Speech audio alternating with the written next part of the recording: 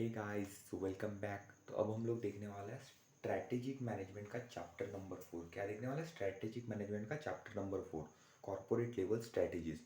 तो इसके लिए बेसिकली आपके पास बुक होनी चाहिए, ठीक है ना। अगर आपके पास बुक नहीं है तो आपको एक नोट्स तो मेरे टेलीग्राम चैनल पे ऑब्वियसली मिल जाएंगे। टेलीग्राम चैनल का लिंक डिस्क्रिप्शन में, आप नोट्स वहाँ से ले सकते हो। सेकेंड थिंग, अगर आपके पास बुक रही तो आप उसमें लिख सकते हो मेन पॉइंट की। मैं जैसे कि यहाँ पे एग्जांपल दूंगा, तो आप एग्जांपल लोगे तो आपको एग्जांपल एग्जाम के टाइम में याद आ जाएंगे, तो वो आपको पूरा कंसेप्ट याद करने में हेल्प करेगा। थर्ड थिंग, अब मैं यहाँ पे कंसेप्चुअली तो आपको पूरा क्लियरिटी कर दूंगा कि नहीं यार कौन सा मतलब क्या होता है, वो तो आपको यहाँ पे समझ जाएगा। लेकिन जो पॉइंट्स लर्न करना है वो पॉइंट्स कैसे लर्न होंगे भैया, तो उसके लिए मेरे ही चैनल पे आपको एक रिविजनरी वीडियो मिल जाएगा, जो बेसिकली 5 से 10 मिनट का होगा, जिसमें आपको थॉट मतलब सभी चैप्टर्स का वैसे रिविजनरी वीडियो आपको मिल जाएंगे मेरे चैप्टर पे, तो मेरे चैनल पे। तो आपको वो काफ़ी हेल्पफुल होंगे एग्जाम से एक दिन पहले। आप जिस दिन ऑडिट का पेपर दे के आओगे तो आप उस दिन अगर वो सुन लोगे तो आपको पूरा हो जाएगा। तो स्टार्ट करते कॉर्पोरेट लेवल स्ट्रेटजीज। सबसे पहले आप आ जाइए इंट्रोडक्शन की। इसमें strategy are formulated at different level of an organisation, corporate, business and function. हमने चैप्टर नंबर 1 में देख लिया था कि नहीं भाई, 3 प्रकार की स्ट्रेटजीज, 3 जगह स्ट्रेटजीज बनती है। नंबर 1 कॉर्पोरेट लेवल स्ट्रेटजीज बनती है, बिजनेस लेवल, फंक्शन लेवल। ये चैप्टर हम कौन सा देख रहे हैं? Corporate level strategy. मतलब कौन बनाएगा? हमारे CEO, MD लोग ये सब बनाएंगे, ठीक है ना। सेकेंड देखते हैं हम लोग टाइपोलॉजीज ऑफ स्ट्रैटेजीज, ठीक है ना। टाइपोलॉजीज ऑफ स्ट्रैटेजीज, तो इसमें आप जो वर्ड्स हाईलाइटेड है ना वही आपको देखना है। बाकी चीज़ें इतनी इंपॉर्टेंट नहीं, हमने हाईलाइटेड वर्ड पहले इसलिए करके रखे कि आपको हेल्पफुल रहेगा वो का। देखते हैं। William F Glueck and Lawrence R George discuss 4 generic strategy included stability, growth, retrenchment and combination, ठीक है। तो आपको MCQ में क्वेश्चन आ सकता है कि नहीं कॉर्पोरेट लेवल स्ट्रेटेजी किन्होंने दी थी। आपको तब याद आना चाहिए कि ग्लुक एंड लॉरेंस, अगर ऑप्शन आता है तो ग्लुक एंड लॉरेंस टिक करना है, तो William F Glueck and Lawrence R George इन्होंने स्ट्रेटेजी दी थी, ठीक है ना। This strategy has also been called as grand strategy, directional strategy. मतलब ये दो नाम आपको याद ही रखने। एग्जाम में अगर क्वेश्चन या ना आपको कॉर्पोरेट लेवल स्ट्रेटेजी की जगह अगर दूसरा ग्रैंड लेवल स्ट्रेटेजी या डायरेक्शनल लेवल स्ट्रेटेजी से पूछे तो भी आपको यही आंसर लिख के आना है। ये चीज़ आपको याद रखनी है, ठीक है। नेक्स्ट देखते हैं। अब ये देखिए, different types of strategy on basis of classification. सबसे पहले देते हैं level of the organisation, corporate level, business level, functional level हमने देख लिया। बाद में देखते हैं stages of business life cycle. Stages of business life cycle आप लोगों को अगर याद आता हो तो हमने देखा था चैप्टर नंबर 2 में, ठीक है ना। चैप्टर नंबर 2 में हम लोगों ने देख रखे stages of business life cycle. सबसे पहले हमारा introduction, second growth, third maturity, fourth है डिक्लाइन। इंट्रोडक्शन मतलब तब नया नया बिजनेस इंट्रोड्यूस होता है, ग्रोथ मार्केट जब हमारा खुद का बिजनेस ग्रोथ होता है, मैच्योरिटी जब वो हाईएस्ट लेवल पे पहुंच जाता है, और डिक्लाइन जब वो हाईएस्ट लेवल पहुंचने के बाद वो थोड़ा थोड़ा नीचे जब आ रहा है तो उसको हम लोग डिक्लाइन बोलते हैं, ठीक है ना। आप चैप्टर नंबर 2 में जाओगे आपको ये पूरा क्लियर हो भी जाएगा। नेक्स्ट अपने हम देखा था कॉम्पिटिटिव ओरिएंटेड। कॉम्पिटिटिव ओरिएंटेड में हमने देखा थे दो। कॉम्पिटिटिव ओरिएंटेड में कितने हमारे दो, एक है कॉम्पिटिटिव स्ट्रेटेजी, एक है कोलैबोरेटिव स्ट्रेटेजी। तो कॉम्पिटिटिव स्ट्रेटेजी में दो है हमारे, cost leadership, differentiation and focus. तो कॉस्ट लीडरशिप, डिफरेंशिएशन, फोकस, ये तीनों स्ट्रेटेजी इन डेप्थ अपने को चैप्टर नंबर 5 में पढ़ने को मिलेगा। चैप्टर नंबर 5 में तीनों इन डेप्थ में है। इस और कोलैबोरेशन स्ट्रेटजी में हमारे joint venture, merger and acquisition, strategic alliance. कौन सा joint venture, merger and acquisition, strategic alliance. तो मर्जर एंड एक्विजिशन और स्ट्रेटेजिक अलायंस ये दोनों तो हमको इस चैप्टर में इन डेप्थ, जॉइंट वेंचर का हमको कुछ गिवन है नहीं, ठीक है ना। ये बेसिक ओवरव्यू हो गया हमारा पूरे चैप्टर का। अब आप नेक्स्ट आओगे तो यही गिवन है कि स्टेबिलिटी, एक्सपांशन, रिट्रेंचमेंट, कॉम्बिनेशन। ये 4 स्ट्रेटजी हमको पढ़नी है। कौन से पढ़ना है? Stability, expansion, retrenchment, combination. और बेसिकली ये चारों स्ट्रेटजी पे ही हमारा पूरा चैप्टर डिपेंड है। अब क्या है ये स्ट्रेटजी, क्यों है ये स्ट्रेटजी, कैसी है ये स्ट्रेटजी, क्या होता है इन स्ट्रेटजीज में, इन स्ट्रेटजीज में कैसे क्या रोल होता है, क्या है, सब कुछ हम ये चैप्टर में पढ़ने वाले हैं। और यही ये पूरा चैप्टर है। 4 स्ट्रेटजीज के नाम आपको याद रखना है, स्टेबिलिटी, एक्सपांशन, रिट्रेंचमेंट, कॉम्बिनेशन। वापस से स्टेबिलिटी, एक्सपांशन, रिट्रेंचमेंट, कॉम्बिनेशन। एक बार फिर बोलेंगे स्टेबिलिटी, एक्सपांशन, रिट्रेंचमेंट, कॉम्बिनेशन। मैं इतनी बार इसलिए रिपीट कर रहा हूँ कि आप लोगों को याद हो जाना चाहिए। यहाँ पे याद नहीं होता, ऑब्वियसली आपको रिविजनल वीडियो बार बार सुन के आपको याद हो जाएगा, बट समझ में आ जाना चाहिए वो। देखते हैं हम सबसे पहली से हमारा ये बेसिक आपको दिया हुआ है चारों स्ट्रेटेजी के बारे में। बट आपको इन डेप्थ बाद में सबका दिया हुआ कैरेक्टरिस्टिक्स, रीजंस, सब मतलब चीज़ आपको इन डेप्थ आगे दी रखी है, ठीक है ना। तो देखते हैं हम लोग basic feature of corporate strategies. Number one, stability. अब स्टेबिलिटी का मतलब क्या होता है भैया? तो स्टेबिलिटी का मतलब कि आप एक आधे बिजनेस में गए हो, वहाँ पे आप सबसे टॉप पे हो, आप सबसे टॉप पे हो, इसके ऊपर एक्सपांशन पॉसिबल ही नहीं है। तो आप क्या चाहोगे? आप चाहोगे कि नहीं भाई मैं स्टेबल रहूँ, अब मैं नीचे नहीं आना चाहता, तो वही है स्टेबिलिटी स्ट्रेटेजी। सेकेंड एग्जाम्पल देखते हैं कि नहीं भैया आप है ना एक आधे बिजनेस में हो, आपको ऐसा लगता है कि अगर मैं बढ़ने जाऊँगा, मैं जहाँ पे जो भी लेवल पे मैं एग्जिस्ट करता हूँ, अगर मैं बढ़ने जाऊँगा तो मैं ऐसा हो सकता है कि मे बी मेरा मैं और नीचे आ जाऊँ, वो बढ़ने की वजह से मैं और नीचे आ जाऊँ, इसलिए आप बढ़ने की उम्मीद नहीं करते। वो होता है स्टेबिलिटी से, आप स्टेबल रहना चाहते हो, आप जिस भी जगह में स्टेबल रहना चाहते हो उसे कहते हैं स्टेबिलिटी स्ट्रैटेजी। जैसे कि हमारा मारुति सुजुकी है, उन्होंने क्या किया कि ऐसा नहीं कि स्टेबिलिटी से आप कुछ नहीं करते हो, ठीक है ना, थोड़ा बहुत आप इम्प्रूवमेंट धीरे धीरे करते हो, बट माइनर माइनर सा करते हो। एग्जाम्पल देखता हूँ मारुति सुजुकी अपना, ठीक है ना। तो मारुति सुजुकी ने क्या किया कि अब जैसे उनकी कार है स्विफ्ट डिज़ायर वगैरह, उनमें वो धीरे धीरे धीरे थोड़ा थोड़ा माइनर माइनर इंप्रूवमेंट लगता है, लेकिन वो काफ़ी हद तक उनकी सेल मतलब उनको जितनी सेल होना उतनी उन्होंने मेंटेन करके तो स्टेबिलिटी में हम ले सकते हैं। अब पढ़ते हैं वो क्या है, the firm stay with its current business and product market, maintain the existing level of effort and is satisfied with incremental growth। incremental मतलब माइनर माइनर उनकी ग्रोथ होती रहती है। नेक्स्ट हम देखते हैं expansion. here the firm seeks a significant growth, maybe within the current businesses, maybe entering new businesses that are related to the existing businesses, or by entering new businesses that are unrelated to the existing business। Expansion मतलब आप expand करना चाहते हो खुद को, या तो जो बिजनेस में आप हो वो बिजनेस में आगे बढ़ के, या तो किसी और बिजनेस में पैसा लगा के आप आगे बढ़ना चाहते हो, लेकिन आप एक्सपांड करना चाहते हो अपने मतलब अपनी कंपनी को एक्सपांड करना चाहते हो। थर्ड हमने देखा था रिट्रेंचमेंट। रिट्रेंचमेंट में क्या होता है, the firm retain some of the activities in some businesses और drop the business as such through sell out और लिक्विडेशन। मतलब क्या होता है कि आपका कुछ तो भी आता है बिजनेस में लॉसेस चल रहे हैं, काफ़ी लॉसेस चल रहा है, या आपका बिजनेस अच्छा चल रहा है बट काफ़ी मतलब इश्यूज आ रहे हैं, तो इस वजह से आप रिट्रेंचमेंट स्ट्रैटेजी फॉलो करते हो कि नहीं यार या तो आप वो जगह पे वापस चले जाओ या अपना बिजनेस बेच दो। इसके लिए तो देखेंगे अपन आगे जाके कि नहीं यार कौन से में क्या है, क्या रीजंस है, क्या टाइप्स है, सब चीज़ देखेंगे। ये सिर्फ ओवरव्यू है कि नहीं यार आप क्या पढ़ने वाले हो, आपको पता रहना चाहिए कि क्या है। सबसे पहले हमने देखा स्टेबिलिटी, स्टेबल रहना, एक्सपांशन हमको बढ़ना है, रिट्रेंचमेंट हमको घटना है। कॉम्बिनेशन मतलब क्या होता है, the firm combines the about strategic alternative in सब permutation combination so as to suit the specific requirement of the firm. मतलब क्या है कॉम्बिनेशन स्ट्रेटेजी, कि नहीं भैया आपका एक हाथा बहुत बड़ा बिजनेस है, आपका बहुत बड़ा बिजनेस है तो आपका क्या हो जाएगा कि आप सब जगह एक स्ट्रेटेजी यूज़ नहीं कर सकते, आपको कई बिजनेस में स्टेबिलिटी लगाना पड़ेगा कि नहीं यार मेरे को ये बिजनेस, आपको एक आधा एस बी मतलब आपका जो यूनिट रहेगा एक यूनिट आपको स्टेबल रखना पड़ेगा, एक आधे यूनिट में आपको एक्सपांशन रखना पड़ेगा, एक आधा यूनिट जो लॉस में चल रहा है वो आपको मे बी है ना बंद भी करना पड़ेगा, उसका आपको उसका पैसा निकाल के जो बिजनेस ज़्यादा चल रहा है उसमें लगाना पड़े, तो आपको ये भी करना पड़ता है। तो मतलब आप जब एक से ज़्यादा ऊपर जो स्ट्रैटेजीज गिवन है उसमें एक से ज़्यादा स्ट्रैटेजी यूज़ करते हैं आपके बिजनेस पे, तो उसको बोलते हैं हम लोग कॉम्बिनेशन स्ट्रैटेजी। ठीक है, यहाँ तक क्लियर है। अब हम लोग देखते हैं नंबर वन से स्टार्ट करते हैं हम लोग स्टेबिलिटी स्ट्रैटेजी। अब आपको एक चीज़ याद रखनी है कि रीज़न और कैरेक्टरिस्टिक्स, रीज़न और कैरेक्टरिस्टिक्स ये सब में गिवन है, रीज़न और कैरेक्टरिस्टिक्स सब में गिवन है, बाकी कुछ ना कुछ चेंजेस बाकी चारों स्ट्रेटजीज में आते रहते हैं।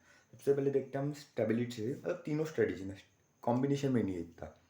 सबसे पहले देखते हैं स्टेबिलिटी स्ट्रेटजी। बस ये देखिए, सबसे पहले आप ये पिक्चर देख लीजिए।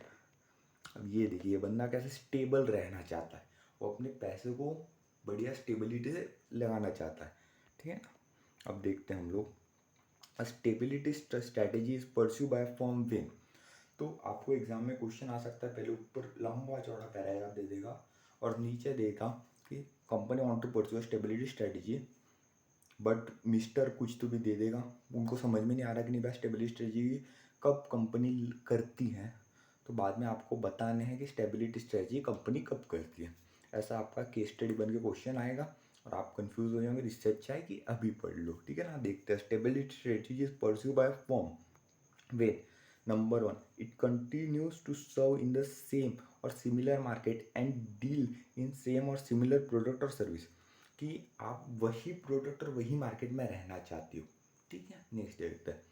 This strategy is typically for those firm whose product have reach the maturity stage of product life cycle, or those who have a sufficient market share but need to retain that। मतलब आप एक ऊपर level पे पहुंच गए हो, जहाँ मतलब आप आपकी इंडस्ट्री में सबसे ऊपर लेवल पे पहुंच गए हो, और अब आप उसके ऊपर नहीं जा सकते, तो आपको क्या इच्छा नहीं है कि नहीं भाई मेरे को स्टेबल रहना है वहाँ पे, जो मैंने स्टार्टिंग में बताया था। सेकेंड थिंग, आप मतलब आप थर्ड या फोर्थ पोजीशन पे हो, लेकिन आपको ऐसा लगता है कि मैं अगर बढ़ने जाऊँगा तो भैया मेरे को लॉस हो सकता है, तो आप वहाँ पे रहना चाहते हो, तो वो हो गया। उसके बाद में देखते हैं, hence stability strategy should be not be confuse with do nothing strategy. मैंने पहले ही बताया कि स्टेबिलिटी स्ट्रैटेजी का मतलब ये नहीं होता कि आप कुछ नहीं करो, आप भले ही टॉप पे हो, पर आपको टॉप पे अगर टिके रहना है तो आपको कुछ ना कुछ तो करते ही रहना पड़ेगा। तो it is not a do nothing strategy. आपको ये डू नथिंग स्ट्रैटेजी ये एमसीक्यू में पूछा जा सकता है, इसलिए इस पर मैंने गौर किया है। ठीक है ना, नेक्स्ट देखते हैं। अब देखते हैं हम characteristics of stability strategy. Stay with the same business same product market posture and function. मतलब आप सेम बिजनेस सेम प्रोडक्ट में रहते हो। Second, endeavour is enhance function efficiency is an incremental way through better deployment and utilisation of resources. मतलब आप आपके business में best में रहते हो, और आप उसके इंक्रीमेंटल में आप थोड़े धीरे धीरे धीरे धीरे इंप्रूवमेंट करते रहते हो। Stability strategy does not involve redefinition of business और ऑफ द कॉरपोरेशन। मतलब इसमें आपका बिजनेस की रीडेफिनेशन इन्वॉल्व रहती है क्या, नहीं रहती है। आप माइनर माइनर से चेंजेस आपके बिजनेस में करते रहते हो। It is a safe strategy that maintain status quo. ये स्ट्रेटेजी सेफ मानी जाती है, क्योंकि आप आपके बिजनेस में ऐसा नहीं है कुछ भी नहीं करो, थोड़ा बहुत कर रहे हो, पर बात ऐसी है कि आपकी बिजनेस भी अच्छा खासा चल रहा है उसके वजह से, मतलब आप स्टेबल तो होना वो जगह। ये स्ट्रैटेजी रिस्क भी नहीं मानी जाती, अच्छी भी मानी जाती है, सेफ मानी जाती है, मतलब सेफ खेल रहे हो आप। It does not warrant much fresh investment. अब आपका वही बिजनेस है, आपको पता है कैसे करना है, तो इसमें फ्रेश इन्वेस्टमेंट की ज़्यादा ज़रूरत नहीं है। ऑब्वियसली इन्वेस्टमेंट लगेगी, बट ज़्यादा इन्वेस्टमेंट की ज़रूरत नहीं है। The risk involve in this strategy is less. अब आप कुछ नया नहीं कर रहे हो, कुछ नया ट्राई नहीं कर रहे हो, तो आपको ऑब्वियसली रिस्क भी कम रहेगा। नेक्स्ट देखते हैं, leading to build a core competencies. मतलब आप आपके बिजनेस में स्टेबिलिटी स्ट्रेटजी, आप ऊपर पहुंच गए, आप स्टेबल ही रह रहे हो, तो आप कंपटीशन के इसमें आपका खुद का वो वर्चस्व दिखा रहे हो कि नहीं भैया मेरे पास ये है। नेक्स्ट देखते हैं, a firm with a modest growth objective choose this strategy. मतलब जो फर्म ये सोचते हैं यार मैं इतनी ग्रोथ चाहती हूँ, इतनी ही ग्रोथ चाहती हूँ, वो ये स्ट्रेटजी अडॉप्ट करते हैं। अब रीज़न क्या है स्टेबिलिटी स्ट्रेटजी के, रीज़न क्या है स्टेबिलिटी स्ट्रेटजी। सबसे पहला रीज़न, हमने प्रोडक्ट लाइफ साइकिल मैंने आपको यहाँ पे भी बताया स्टार्टिंग में, चैप्टर 2 में भी हम देख के आए हैं क्या था हमारा product life cycle. Introduction, growth, maturity, decline. क्या था, introduction, growth, maturity and decline. तो यहाँ पे जब हम सबसे मैच्योरिटी पे पहुँच जाते हैं, तब हम ये स्ट्रेटजी यूज़ करते हैं। नंबर 1 हो गया। Number 2, staff feel comfortable with status Q and it involve less changes and less risk. अब आपका जो स्टाफ है वो कंफर्टेबल फील करता है, इसमें भी आपका स्टाफ भी कंफर्टेबल फील करता है, और ये रिस्की भी कम होता है। It opt when the environment in which an organization is operating is relatively stable। जो इन्वायरमेंट है वो स्टेबल है। अब इन्वायरमेंट स्टेबल है, आप भी कुछ है ना कर दोगे, तो आपको वो ऑब्वियसली लॉस हो सकता है, तो इसलिए इन्वायरमेंट स्टेबल है तो स्टेबल रहने का। आप पहले ही ऊपर हो, इन्वायरमेंट स्टेबल है तो स्टेबल रहने यार। नेक्स्ट देखते हैं, where it is not advisable to expand as it may be pursued as threatening. मतलब आप अगर जहाँ पे भी आप अगर एक्सपांड करोगे अपना बिजनेस, मे बी आपको लॉसेस हो जाए। आपको लॉसेस अगर होते हैं तो आपको वो है ना, आपका लॉसेस अगर होगा तो आपको बिजनेस बंद करने का भी नौबत आ सकती है। So it's better to be a stable in such a situation. After rapid expansion of firm might want to be stabiliser. मतलब अभी अभी जस्ट फर्म ने काफ़ी एक्सपांड कर लिया खुद को, अब काफ़ी एक्सपांड कर लिया, तो अभी क्या हो जाता है, आप और एग्रेसिव अगर बनोगे ना, तो क्या है कि आप मार्केट में भी ऐसा नहीं है कि ऐसा है ना एक ही बंदा पूरा संभाल लेगा। आपने एक है ना पहले आपने एक्सपांड कर लिया खुद को, तब थोड़े टाइम के लिए आपको स्टेबल रहना है। थोड़े टाइम के लिए स्टेबल रहने के बाद भले आप एक्सपांशन वापस से और एक्सपांड करना चाहो तो और एक्सपांड कर लो, पर थोड़े टाइम के लिए स्टेबल रहना। तो जब आप एक्सपांशन के बाद थोड़ा टाइम हुआ था, तब आप ये स्टेबिलिटी स्ट्रैटेजी यूज़ कर दो। ये हो गया हमारा पूरा स्टेबिलिटी स्ट्रैटेजी, मतलब हमको स्टेबल रहना है, ठीक है। अब नेक्स्ट हमारी जो स्ट्रैटेजी आती है वो है हमारी ग्रोथ एंड एक्सपांशन स्ट्रैटेजी। कौन सी स्ट्रैटेजी हमारी? Growth and expansion strategy. देखते हैं। Growth and expansion strategy is implemented by redefining the business by enlarging the scope of business and substantially increase investment in the business. It is a strategy that can be equated by dynamism, vigor, promise and success, ठीक है ना। तो ये होता है आपकी growth strategy. Growth strategy मतलब कि नहीं भी आपको बिजनेस को रीडिफाइन करना, आप नए बिजनेस में इन्वेस्ट करो, लेकिन आपको बढ़ाना है आपका बिजनेस, आपको आपका बिजनेस एक्सपांड करना है। अब मैं आपको एक एग्जांपल देता हूँ। आई डोंट थिंक सो ये कंपनी को इंट्रोड्यूस करने का काम भी है। Reliance industry limited, growth is life, देखो लिखा हुआ भी है ग्रोथ इज लाइफ। मतलब ये कंपनी दिन ब दिन ग्रो करना चाहती है। आप जानते हो मुकेश अंबानी जी, वो हमेशा चाहते हैं कि नहीं यार कंपनी ग्रो बेसिकली अच्छा भी है, क्योंकि इंडियन इकोनॉमी को भी काफ़ी फ़ायदा है। हमारे यहाँ की कोई इंडियन कंपनी अगर ग्रो करती है तो इंडियन इकोनॉमी का, कोई भी इंडियन कंपनी हो अगर ग्रो करते हैं तो इंडियन इकोनॉमी को काफ़ी फ़ायदा है। तो ग्रोथ इज़ लाइफ, ये काफ़ी ग्रोथ अभी 2016 में इन्होंने जियो लाया, उसके बाद में वो काफ़ी मतलब अभी इन लॉकडाउन कोविड में मतलब इन्होंने है ना फॉरेन से काफ़ी एफडीआई वगैरह भी इनकी काफ़ी इन्वेस्टमेंट आई है। फॉरेन डायरेक्ट इन्वेस्टमेंट भी रिलायंस में काफ़ी हुई है, फेसबुक ने भी इन्वेस्ट किया है। सो मतलब कहीं ना कहीं वो एक्सपांड कर रहे हैं बिजनेस। टेलीकॉम सेक्टर में है, अभी अलग अलग सेक्टर में इन्वॉल्व होकर वो एक्सपांड कर रहे हैं बिजनेस। तो कैरेक्टरिस्टिक्स क्या है भैया ग्रोथ एंड एक्सपांशन स्ट्रैटेजी के?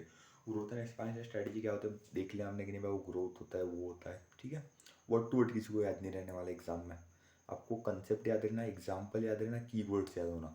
एग्जाम्पल यहाँ से याद हो जाएंगे, समझ यहाँ से जाएगा। कीवर्ड्स आपको मेरी रिवीजन वीडियो से पूरे याद आ जाएंगे, पूरे कंसेप्चुअल क्लियरिटी आपको यहाँ पे आ गई। कीवर्ड्स वहाँ पे लर्न हो गए, उसके बाद में एग्जाम में जाके सिर्फ लिखना है। एग्जाम्पल्स तो मैं बता रहा हूँ आपको, मेरी पीडीएफ देखोगे तो भी आपको एग्जाम्पल एग्जाम से एक दिन पहले याद आ जाएंगे। Characteristics of growth and expansion strategy. Expansion strategy involve a redefinition of the business of the corporation. इसमें डायरेक्ट रीडेफिनेशन इन्वॉल्व होता है, क्योंकि आप कुछ तो भी नए बिजनेस में इन्वेस्ट हो तो आप बड़ा कुछ तो भी करते हो। Expansion strategy is the opposite of stability strategy in terms of reward and risk, मतलब रिवॉर्ड और रिस्क दोनों में है ना। एक्सपांशन स्ट्रेटेजी है वो आपकी जो स्टेबिलिटी स्ट्रेटेजी उससे अलग है। यहाँ पे रिवॉर्ड ज़्यादा है। जो आपके एक्सपांशन ग्रोथ स्ट्रेटेजी उसमें रिवॉर्ड ज़्यादा है, लेकिन रिवॉर्ड के साथ साथ में भी है रिस्क भी ज़्यादा है, क्योंकि अकेले रिवॉर्ड तो नहीं मिलेगा ना यार। ऐसा है, रिवॉर्ड तो ज़्यादा है, रिवॉर्ड के साथ साथ में आपका रिस्क भी ज़्यादा है। नेक्स्ट हम देखते हैं expansion strategy leads to business growth. A firm with have a mammoth growth ambitions can meet its objective only through expansion strategy. mammoth मतलब होता है बड़ा, बड़ा मैंने वहाँ पे लिख रखा ऑलरेडी। तो मतलब क्या होता है कि नहीं भाई एक्सपांशन स्ट्रेटजी मतलब जिनका ऐसा एम है कि भैया मेरे को बहुत बड़े कंपनी क्रिएट करना है, तो आप स्टेबिलिटी अडॉप्ट करके नहीं रह सकते। मैं भाई एक स्टेबल रहूँगा। आपको बहुत बड़ी कंपनी अगर बनानी है तो भी आपको इन्वेस्टमेंट भी ज़्यादा करना पड़ेगा। नेक्स्ट देखते हैं the process of renewal of the firm तो fresh investment and new business product. हमने उसमें देखा था क्या, ग्रोथ में देखा था हमने, स्टेबिलिटी में हमने को देखा था कि नहीं भाई आपको इन्वेस्टमेंट की इतनी ज़्यादा ज़रूरत नहीं पड़ती है। बट जब आप growth and expansion strategy use कर दो, ग्रोथ और एक्सपांशन वही है मतलब, तो वो स्ट्रैटेजी जब आप एडॉप्ट करते हो तो आपको इन्वेस्टमेंट की ज़रूरत पड़ती है, ठीक है ना। Expansion strategy is highly versatile strategy. It offer several permutation and combination for growth. मतलब यहाँ पे काफ़ी परम्यूटेशन एंड कॉम्बिनेशन रहते हैं एक्सपांशन स्ट्रैटेजी में। परम्यूटेशन एंड कॉम्बिनेशन मतलब क्या, फाउंडेशन में पढ़ के आ चुके हो, ठीक है ना। ये तो मेरे को इतना बताने का काम नहीं, आई थिंक सो। बाकी बता दे रहा हूँ कि आप देखो, अब एक्सपांशन करना है, कौन से में एक्सपांड करूँ। सबसे पहली चीज़, मैं मेरे खुद के बिजनेस में लगाऊँ कि मेरा जो बिज़नेस है वो छोड़ के मैं किसी और बिज़नेस में लगाऊँ, क्योंकि मेरे को अभी ऐसा लग रहा है कि नहीं यार आगे जाके वो बिज़नेस ज़्यादा फ़ायदेमंद है, तो मैं उस बिज़नेस में लगाऊँ। या मेरा खुद का जो बिज़नेस चल रहा है, मेरे को मेरा बिज़नेस का सब नॉलेज है, उसमें प्रॉफिट भी कमा सकता हूँ, लेकिन वो बिज़नेस में ज़्यादा प्रॉफिट है बट मेरे को वो बिज़नेस का नॉलेज नहीं है, तो मैं क्या वो बिज़नेस करूँ या ये बिज़नेस करूँ। है ना। तो सेवरल परमुटेशन कॉम्बिनेशन है, आप वो करो ये करो, इसके अलावा आपकी थर्ड कुछ चीज़ है, फोर्थ कुछ चीज़ है, पैसा कहाँ से लाए, पैसा या इक्विटी डेट, मतलब बहुत सारे परमुटेशन कॉम्बिनेशन बन सकता है। इसलिए बोल रहे हैं वर्सेटाइल स्ट्रैटेजी, ठीक है ना। Expansion strategy hold within its fold two major strategy rules, intensification diversification. अब ये इंटेंसिफिकेशन डाइवर्सिफिकेशन क्या होता है, कैसा होता है, सब आपको पता चलेगा। थोड़ी देर रुक जाओ बस, नीचे जस्ट इनका ब्रीफली एक्सप्लेनेशन के टाइप्स वगैरह सब आएंगे, थोड़ी देर रुक जाओ, थोड़ी देर होल्ड कर दो, ठीक है ना। नेक्स्ट एकदम reason for growth and expansion strategy. ऐसे क्या रीजन है कि नहीं भैया कंपनी ने ग्रोथ एक्सपांशन स्ट्रेटेजी अडॉप्ट करना चाहिए। Number one, in environment demand increase in pace of activity. मतलब आपका इन्वायरमेंट डिमांड कर रहा है, बाकी आपके कॉम्पिटिटर है, बाकी आपका इन्वायरमेंट है, अब टेक्नोलॉजीज है, इसमें इसमें काफ़ी वो डिमांडिंग रहती है चीज़ें। तो वो आपका जब इन्वायरमेंट ही डिमांड करता है कि आपको एक्सपांड करना चाहिए, तो आपको एक्सपांड करना चाहिए। नेक्स्ट है स्ट्रेटेजी में be feel more satisfied, strategist में बी फील मोर सेटिस्फाइड। मतलब जो भी हमारे CEO CFO मतलब स्ट्रेटेजिस्ट जो रहते हैं, जो बनाते हैं ये सब स्ट्रेटेजी, उनको मोर सेटिस्फाइड लगता है कि नहीं भाई हमने कंपनी को इतना बड़ा एक्सपांड कर लिया।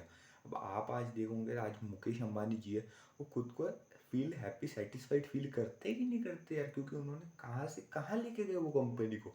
हमारे धीरू भाई जी अंबानी थे, वो धीरू भाई अंबानी थे, उन्होंने कहाँ से कहाँ, मतलब धीरू भाई अंबानी के बाद अब नेक्स्ट जनरेशन मुकेश जी अंबानी, उन दोनों ने मतलब कहाँ से कहाँ तक का सफ़र तय कर दिया यार।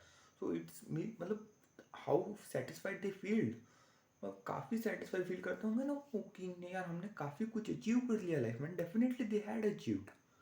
तो नेक्स्ट देखता हूँ, वो वही बात है कि रीज़न वही है कि नहीं यार आपको काफ़ी सेटिस्फाइड फील होगा। नेक्स्ट देखते हैं, एक्सपांशन में भी lead to greater control over the market. ठीक है, आप एक्सपांशन की वजह से आप मार्केट में काफ़ी कंट्रोल कर सकते हो, क्योंकि आप ये भी बिजनेस आपका, वो भी बिजनेस आपका, थर्ड भी बिजनेस है, आप 4-5 बिजनेस में डील करो, काफ़ी टॉप पोजीशन पे डील कर रहे हो।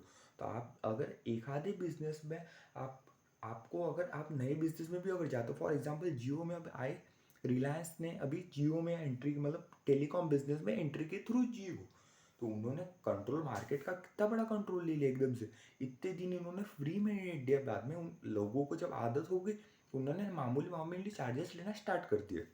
पर उन्होंने काफ़ी कंट्रोल कर दिया ना मार्केट को, क्योंकि उनके पास काफ़ी जगह, काफ़ी उनके बिजनेस चल रहे थे, वहाँ से पैसा था, इसलिए वो कर सके। तो यही रीज़न है कि टू ग्रेटर कंट्रोल।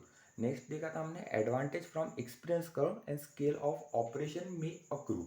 तो मतलब हमारे को जैसे जैसे हमारे को एक्सपीरियंस आता है, वैसे वैसे हमारा पर यूनिट कॉस्ट जो है, वो हमारी पर यूनिट कॉस्ट घस मतलब कम हो जाती है। तो इसलिए भी हमने एक्सपीरियंस कर्व में देख लिया है चैप्टर नंबर 2 में। जैसे जैसे हमारे यूनिट्स बढ़ते हैं, वैसे वैसे हमारी per unit cost, unit produce बढ़ते हैं, वैसे हमारी पर यूनिट कॉस्ट कम होती है, इसलिए हमको ये फ़ायदा होता है। अब देख लें हम लोग नेक्स्ट अब ये देख रहे हैं हम ग्रोथ स्ट्रेटेजी और एक्सपांशन स्ट्रेटेजी देखें, उसमें दो तरीके से होता है, एक होता है हमारा इंटरनल, एक हम कर सकते हैं एक्सटर्नल। इंटरनल में दो है, पहला है हमारा इंटेंसिफिकेशन, सेकेंड है हमारा डाइवर्सिफिकेशन। फर्स्ट है कौन सा, हमारा इंटेंसिफिकेशन, सेकेंड है हमारा डाइवर्सिफिकेशन। और एक्सटर्नल में दो हैं, मर्जर एंड एक्विजिशन और स्ट्रेटेजिक अलायंस। बाद में उसमें अलग अलग टाइप्स है, ये क्या है, अलग टाइप्स का है, सब हम धीरे धीरे धीरे धीरे देखते हैं। सबसे पहले हमने ग्रोथ एक्सपांशन स्ट्रेटजी, उसमें इंटरनल एक्सटर्नल देख लिया हमने। इंटरनल में दो देखे, इंटेंसिफिकेशन डाइवर्सिफिकेशन। और अब हम, ठीक है ना, अब एक्सपांशन ऑफ और ग्रोथ टू इंटेंसिफिकेशन, ठीक है ना, ये देख रहे हैं।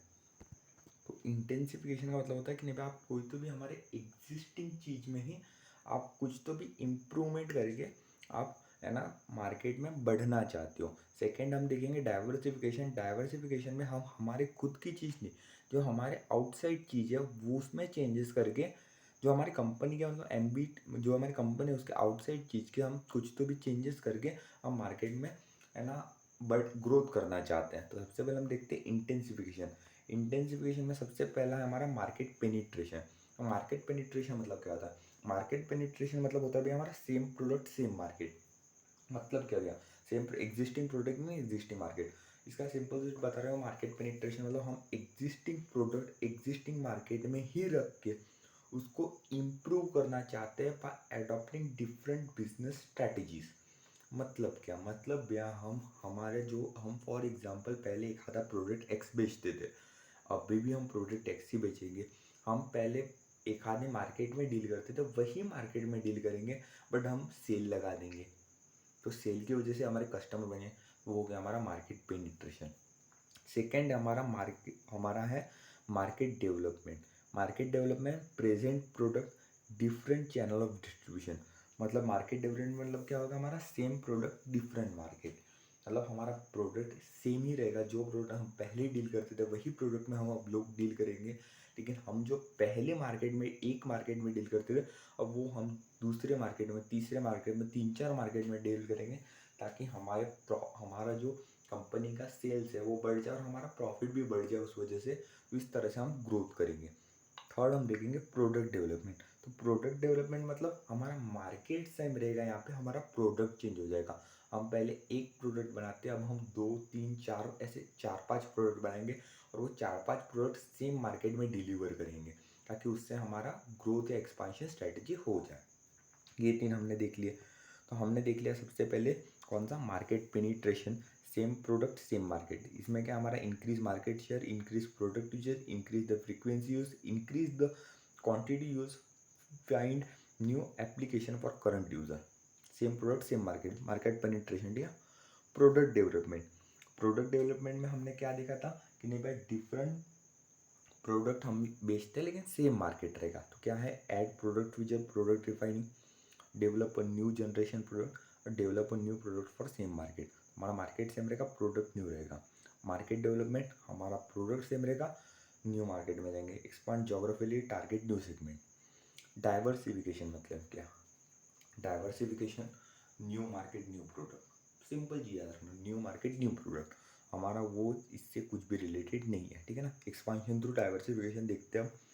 When a firm tries to grow and expand by diversify into various products or field, it is called a growth by diversification। ठीक है, क्लियर है, समझ गए ना। डाइवर्सिफिकेशन, हम न्यू मार्केट में जा रहे हैं न्यू प्रोडक्ट के साथ। अब डाइवर्सिफिकेशन के हमारे 4 टाइप हैं। सबसे पहला vertical integrated diversification, horizontal integrated diversification, concentric diversification और कॉन्ग्लोमरेट डाइवर्सिफिकेशन। अब ये क्या होता है, कैसे होता है, धीरे धीरे एक चीज़ हम समझेंगे, ठीक है ना। अब सबसे पहले स्टार्ट करते हैं वर्टिकल इंटीग्रेटेड डाइवर्सिफिकेशन। अब आप सभी लोगों के ऊपर एक कार दिख रही होंगी, ठीक है ना। अब वर्टिकल इंटीग्रेटेड डाइवर्सिफिकेशन मतलब क्या होता है, मतलब आप वर्टिकली, ठीक है ना, वर्टिकली, वर्टिकल तो समझता होगा ना। जिसको वर्टिकल भी नहीं समझता उसने भी एक काम करना, गूगल पे जाना, वहाँ पे लिखना वर्टिकल, वहाँ पे चले जाना, वहाँ पे आपको लाइन दिख जाएंगे, आपको समझ जाएगा फिर, ठीक है ना। वर्टिकली इतना तो नहीं बता सकता मैं, उतना मैं एक्सपेक्ट करता हूँ कि आप लोगों ने CPT फाउंडेशन या ग्रेजुएशन किया हुआ है तो आप लोगों को आएगा, ठीक है ना। चलो कोई नहीं, देखते हैं वर्टिकल इंटीग्रेटेड डाइवर्सिफिकेशन। अब वर्टिकल इंटीग्रेटेड डाइवर्सिफिकेशन मतलब होता क्या है भैया, तो आप वर्टिकली या तो जिस कंपनी को आप आपका प्रोडक्ट बेच रहे थे, वो जिस कंपनी या जिस डिस्ट्रीब्यूशन चैनल को आप अपने प्रोडक्ट बेच रहे थे, आप वही जो चीज़ है वो स्टार्ट कर लेते हो खुद, या आप जिससे खरीद रहे थे रॉ मटेरियल, वही चीज़ आप बनाना खुद स्टार्ट कर देते हो, खुद स्टार्ट कर देते हो, ठीक है ना। तो हम लोग इसका एग्जाम्पल देखते हैं कार का। अब कार के एग्जाम्पल में, अगर कार बनाने वाली खाली कंपनी है, वो कंपनी फॉर एग्जाम्पल अगर है ना टायर बनाना भी स्टार्ट कर दे, तो ये हो गया हमारा बैकवर्ड, हाँ ये हो गया हमारा कौन सा हो गया, बैकवर्ड इंटीग्रेशन। इसमें 2 टाइप आते हैं, फॉरवर्ड और बैकवर्ड, ठीक है ना, मैं दोनों समझा रहा हूँ आपको। ये हो गया हमारा बैकवर्ड इंटीग्रेशन। बैकवर्ड इंटीग्रेशन मतलब ये हम कार बनाते हैं, हमने कार बनाते हैं और हमने क्या बनाना स्टार्ट कर दिया भैया, हमारे कार के साथ में, हमने हमारे कार के साथ में बनाना स्टार्ट कर दिया हमारे टायर्स वगैरह भी, ठीक है ना। और वही अगर हम कार बनाते हैं, और अगर हम लोगों ने, अगर मैं कार बनाता हूँ और अगर मैंने हमारा खुद का डिस्ट्रीब्यूशन चैनल बना दिया जहाँ पे हम हमारे खुद की कार सेल करेंगे, तो वो हो गया हमारा फॉरवर्ड, हम दिखा भी देता हूँ आपको, वो हो गया हमारा फॉरवर्ड इंटीग्रेशन। अब यहाँ पे जो ICM मॉड्यूल में एग्जांपल लिखा है वो लिखते हैं हम बैकवर्ड इंटीग्रेशन का। A large supermarket chain considered to purchase a number of farm that will provide it a significant amount of fresh product. हमने देखा था कि नहीं भाई कार क्या बनाने वाले कंपनी को ले लेती है, टायर बनाने वाली कंपनी को।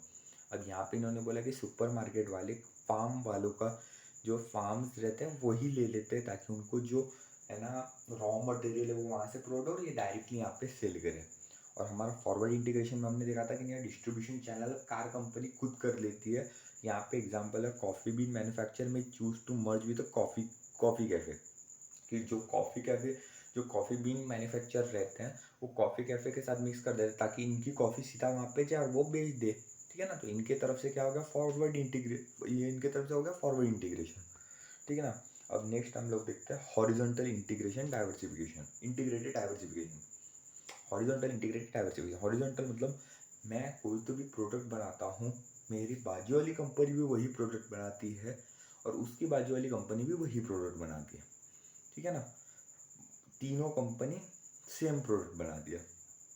ठीक है, अब मैंने क्या किया कि मैंने मेरे खुद की एक और दो और तीन और खुद की फर्म निकाल दी। ऐसी ही मैंने मेरी खुद की ऐसी फर्म निकाल दी।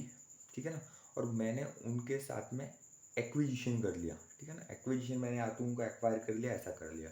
देखते हैं a firm get horizontally diversified by integrated to acquisition of one और more similar business operating at the same stage of product marketing chain. मतलब सेम स्टेज पे जो भी है प्रोडक्ट उनके साथ में आ जाते हैं कंबाइन में। ठीक है, नेक्स्ट आप देखते हैं कॉन्सेंट्रिक डाइवर्सिफिकेशन।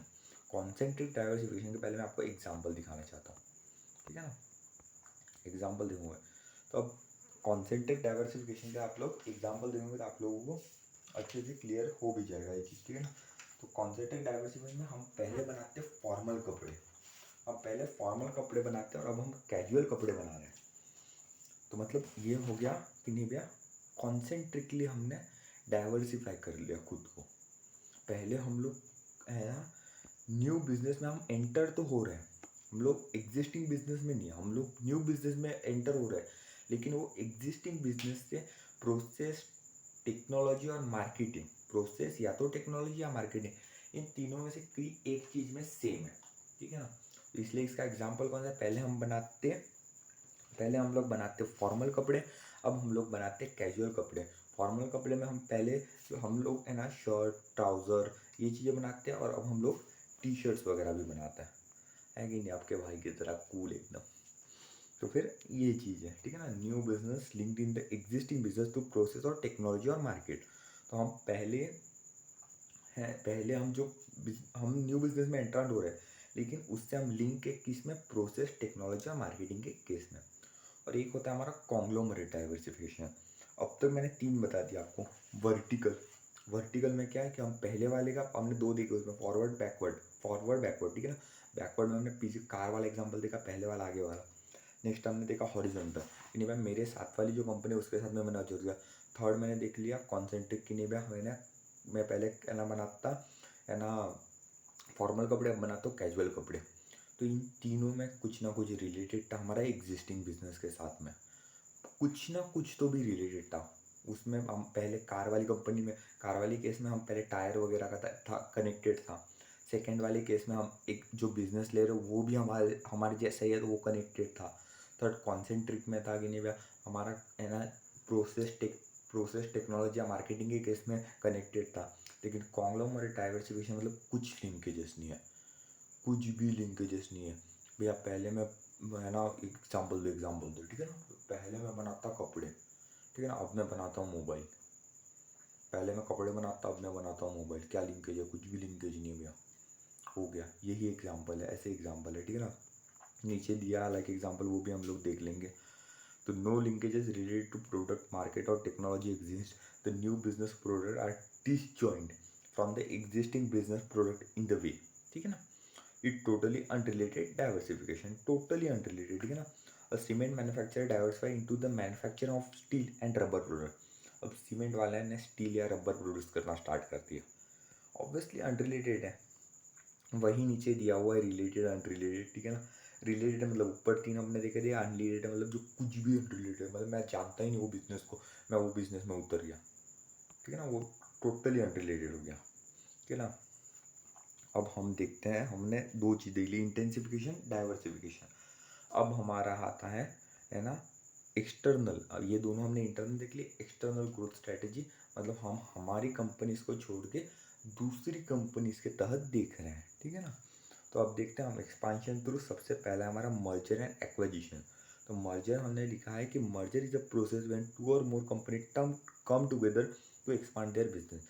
मर्जर में दो कंपनी साथ में आती है और वो अपना बिजनेस करती है। एक्वाजिशन में एक कंपनी दूसरे कंपनी को एक्वायर कर लेती है। एक्वायर मतलब एक कंपनी दूसरे कंपनी को खरीद लेती है। एक्वाजिशन आपने मे बी यहाँ पे एडवांस अकाउंट में पढ़ा हुआ है। सबसे पहले हम देखते हैं टाइप्स ऑफ मर्जर। हमने अभी अपने डाइवर्सिफिकेशन में चार चीज़ें देख ली, वर्टिकल, हॉरिजॉन्टल, कॉन्सेंट्रिक और कॉन्ग्लोमरेट। ये चारों चीज़ें आपने देख ली, क्लियर है। यही चारों चीज़ें आपको एक्सपांशन, आपको मर्जर एंड एक्विजिशन में याद रखनी है। सिर्फ वहाँ पे आपने थर्ड नंबर पे कॉन्सेंट्रिक देखा था, यहाँ पे आपको याद रखना है कोजेंट्रिक। अंदर का मटेरियल पूरा सेम, बस है ना वहाँ पे जो था आपका, वहाँ पे आप आपकी कंपनी में ही न्यू यूनिट प्रोड्यूस कर रहे थे, आपकी कंपनी ही पीछे प्रोड्यूस कर रही थी, आगे प्रोड्यूस कर रही थी। यहाँ पे आप आपकी पहले वाली जो कंपनी है, मतलब यहाँ पे मैं कार वाले को अगर एग्जाम्पल दूँ, तो आपके पहले जो लोग काम कर रहे, मतलब जो टायर वाली कंपनी थी, उनके साथ में आपने सिर्फ मर्ज कर लिया। आप ऐसा नहीं है कि आपने वो कंपनी में आपका खुद का पूरा ले लिया, ऐसा नहीं, आपने कंपनी के साथ मर्ज कर लिया। वो कंपनी अपनी भी एग्जिस्ट करती है और अपने साथ में मर्जर में भी एग्जिस्ट करती है। अब मर्जर में मतलब मर्जर में एग्जिस्ट करते हैं, बट बेसिकली वो कंपनी आपसे मर्ज हो गई है। ऐसा नहीं वो कंपनी का एग्जिस्टेंस पूरी तरीके से नहीं चला गया। अब मर्जर में हम सबसे पहले देखते हैं हॉरिजॉन्टल मर्जर।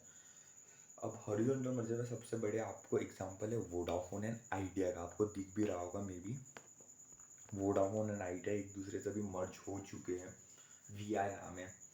और अभी रिसेंटली मतलब जब मैं ये वीडियो रिकॉर्ड कर रहा हूँ, आज दोपहर को ही सुप्रीम कोर्ट का जजमेंट भी आ गया है कि है ना इन्होंने कुछ तो भी सूट फाइल किया था, उन पे जो है ना चार्जेस गवर्नमेंट ने लगाया वो कम कर दीजिए ऐसा कुछ, बट सुप्रीम कोर्ट ने इनको डिनाई कर दिया है।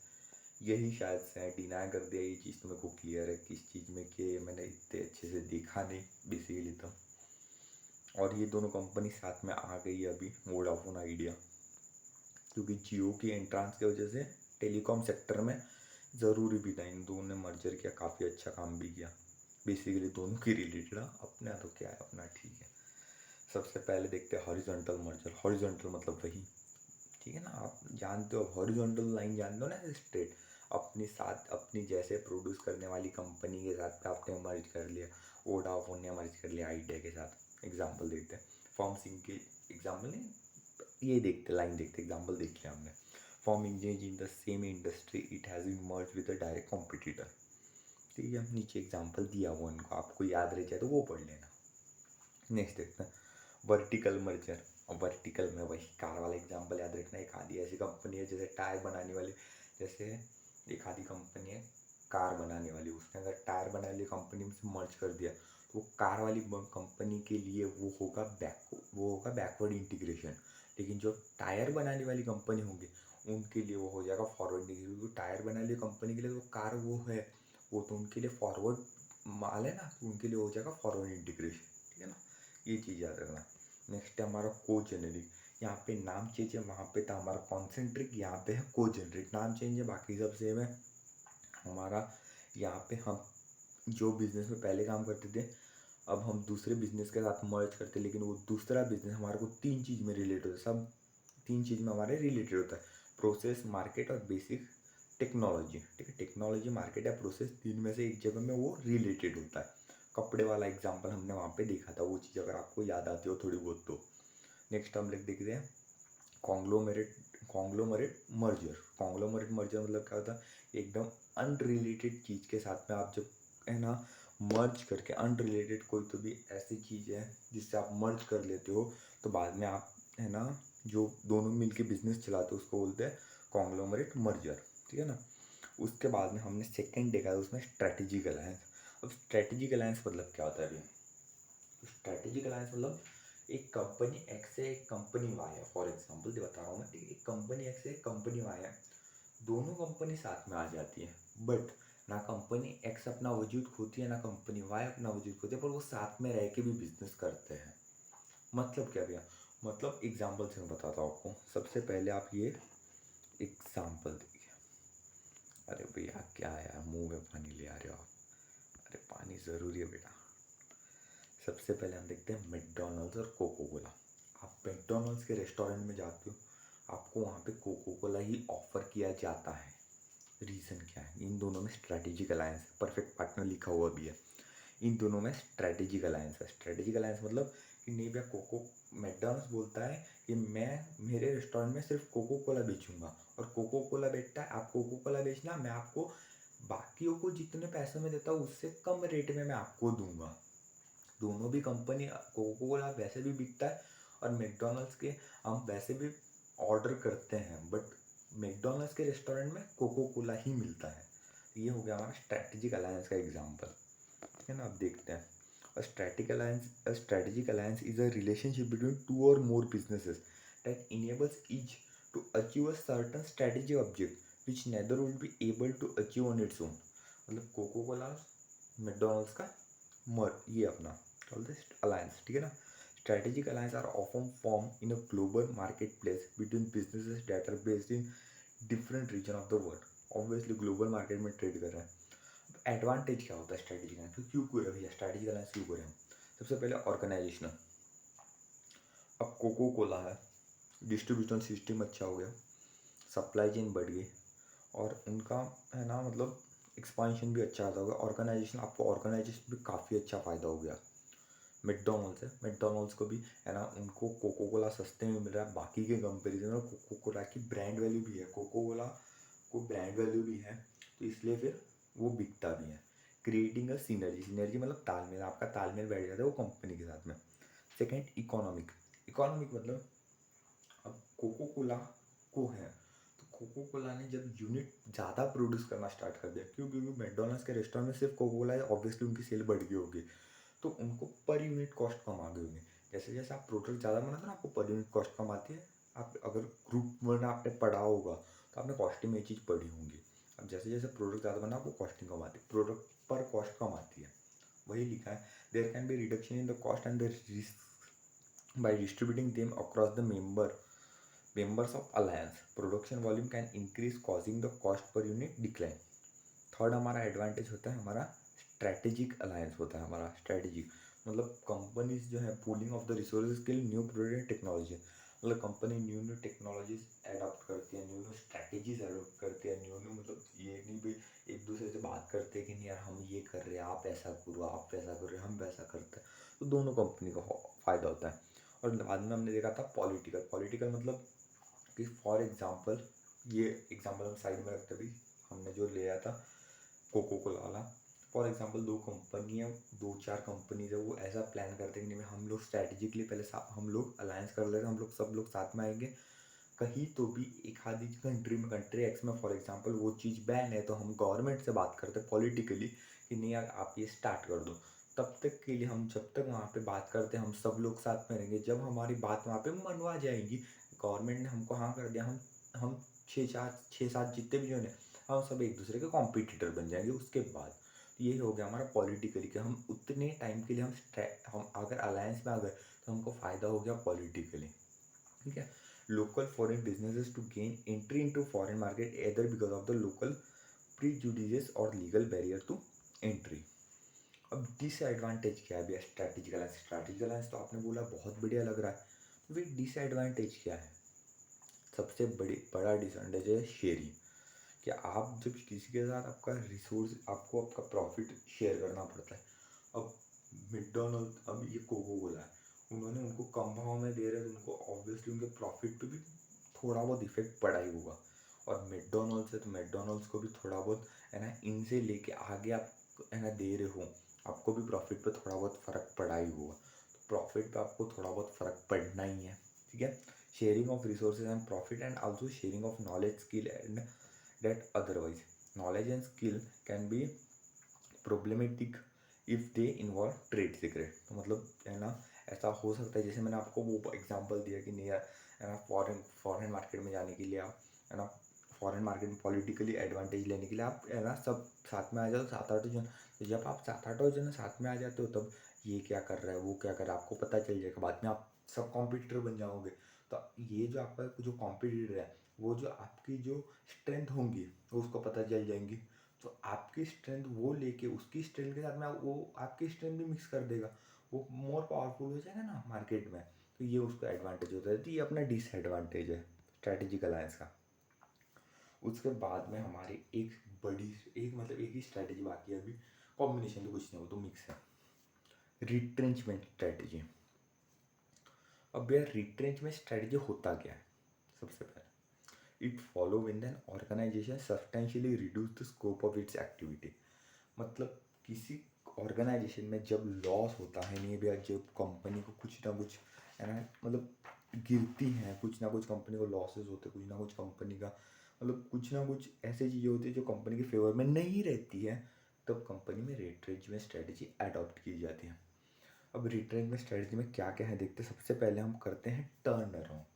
मैं बता देता हूँ आपको। नॉर्मली पहले टर्न अराउंड करते हैं, बाद में अगर टर्न अराउंड अगर आपका अनसक्सेसफुल रहता है आप डाइवेस्टमेंट करते हो, आपका डाइवेस्टमेंट में अनसक्सेसफुल रहता है आप लिक्विडेशन करते हो।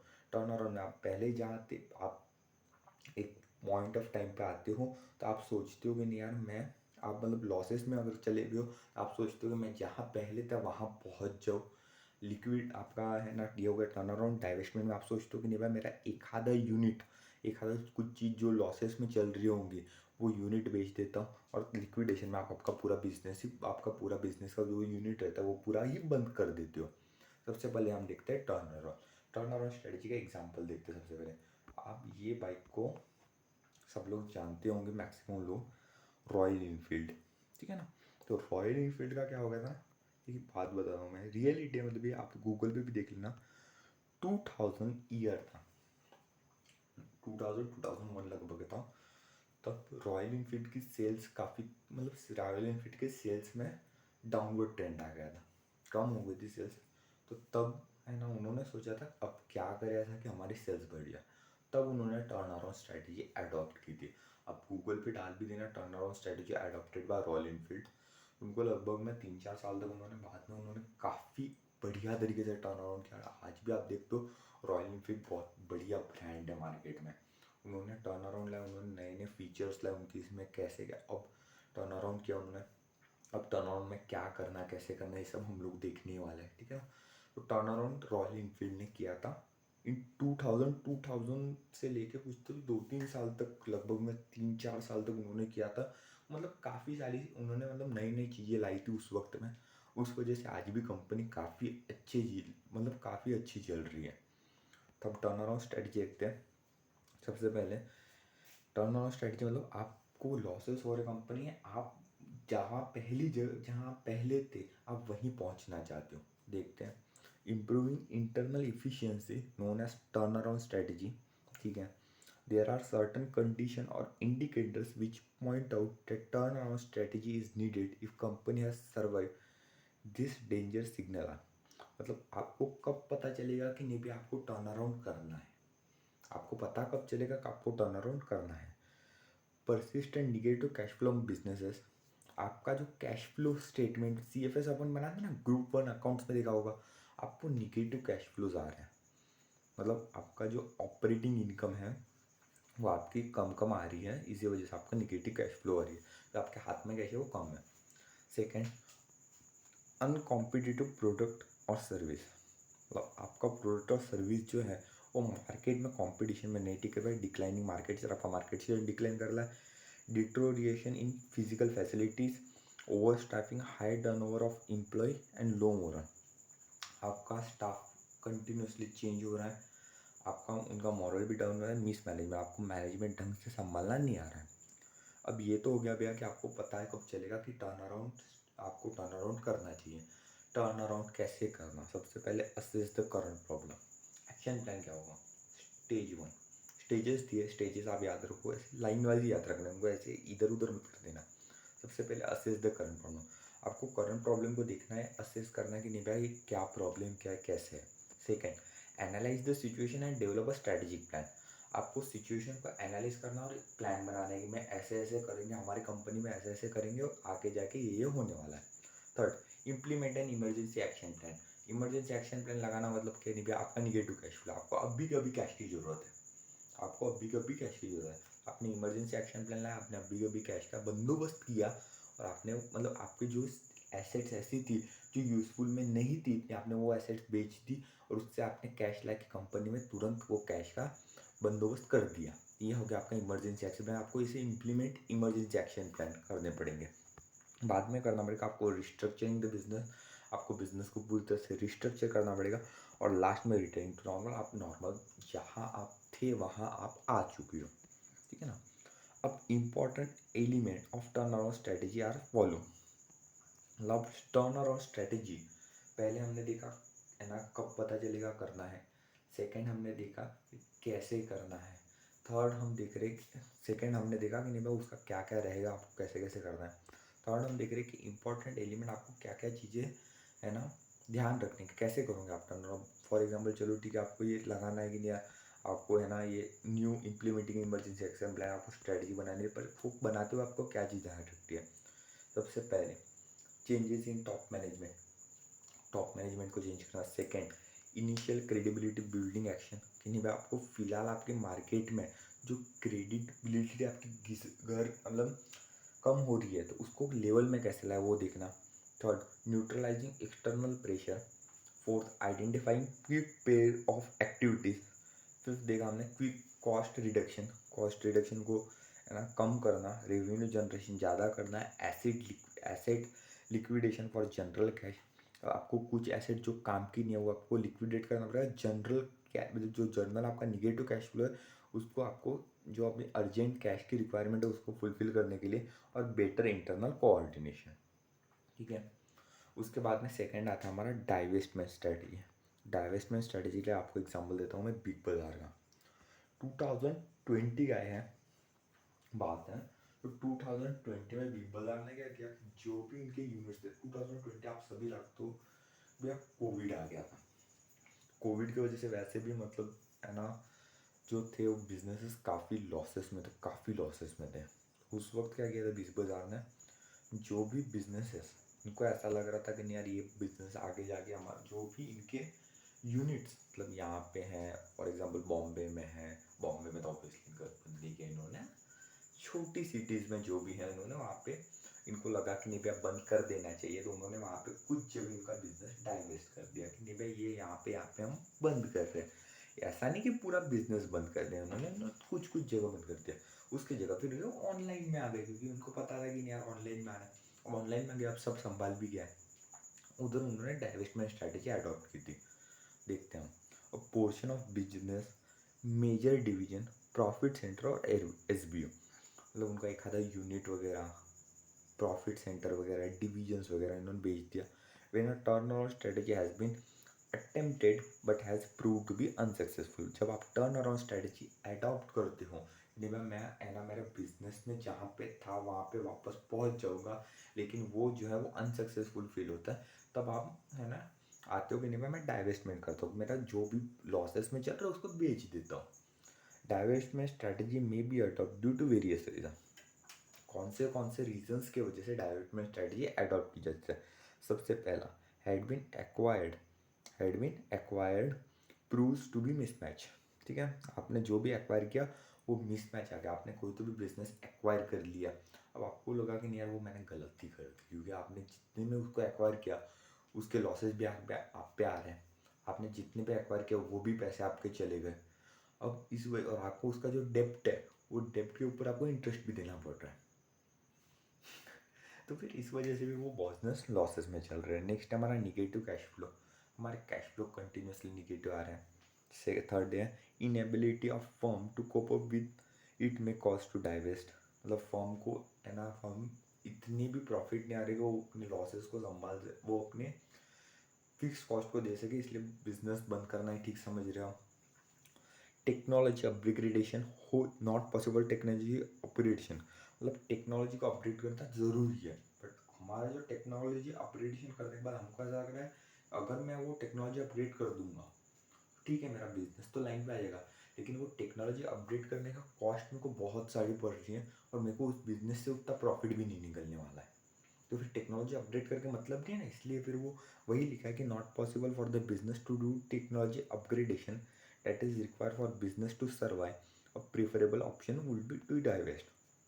नेक्स्ट देखते हैं, अब बेटर अल्टरनेटिव में भी अवेलेबल फॉर इन्वेस्टमेंट के लिए बेटर अल्टरनेटिव आपकी इसमें अवेलेबल है। अब कैरेक्टरिस्टिक्स देखते हैं हम लोग डाइवेस्टमेंट स्ट्रैटेजी के। कैरेक्टरिस्टिक कौन सा है? Divestment of some of the activity, ठीक है ना, हम कुछ एक्टिविटीज़ को डाइवेस्ट करते हैं। View as an integral part of corporate strategy, corporate strategy का इंटीग्रल पार्ट है। Involve a redefinition of business of the corporation. Next देखते हैं, compulsion of divestment can be many and varied, such as obsolescence of product process, business becoming unprofitable, unviable, inability to cope up with the cutthroat competition, और industry over capacity, industry में over capacity हो गई तो, और failure of the existing strategy, आपने कोई strategy बनाई वो फेलियर हो गया। या आप नॉर्मल रीडिंग से भी आपको समझ सकते हैं, इसलिए मैंने इतना भी इस पर जोर दिया। लास्ट है हमारा लिक्विडेशन स्ट्रैटेजी। लिक्विडेशन स्ट्रैटेजी देखते हैं, a retrenchment strategy consider as the most extreme and unattractive is liquidation strategy.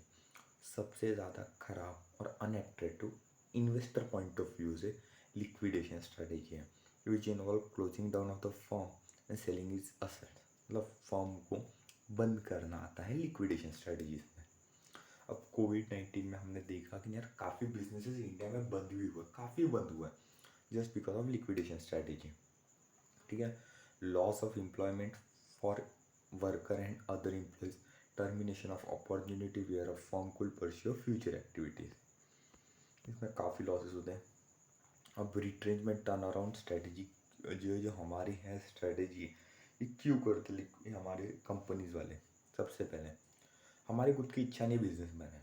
अब आपकी इच्छा नहीं, आप है ना बिजनेस वो तरीके से ही करोगे ना, no longer to wish in the remaining business.